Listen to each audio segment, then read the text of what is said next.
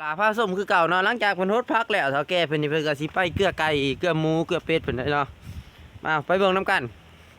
เพิ่นก็ย่างมา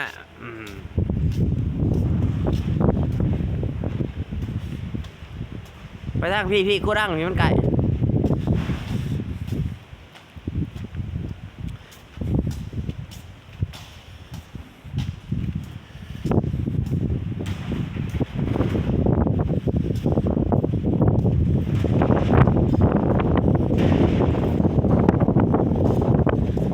ละครล่มเนาะพี่น้อง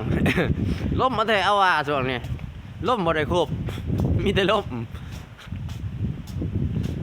บ้านนี้เพิ่นก็สิมาเปิดเครื่องขอไก่โอ้เพิ่นเอาหยังหัวหารมาให้ไปซื้อล่ะใช้ว่าพาเงินเอาไอ้จอยซะซื้อมาแต่ของเข่งบ่ลูกสาวมันบ่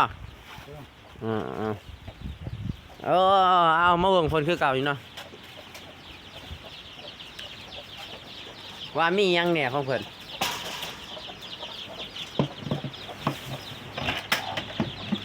มีหยังอะไรเนี่ยข้าวป้ายหัวอาหารเนาะไก่น้อยเพิ่นตัวนี้ไก่ใหญ่ให้หมูจะได้สิใช้สัมภาระโอ้ไก่ใหญ่จักโตเนี่ยโอ้เขาสิลักเอาไปขายบ่จือมีหมูล่ะอ้าวขอขอบใจเนาะฝากติดตามด้วยเด้อ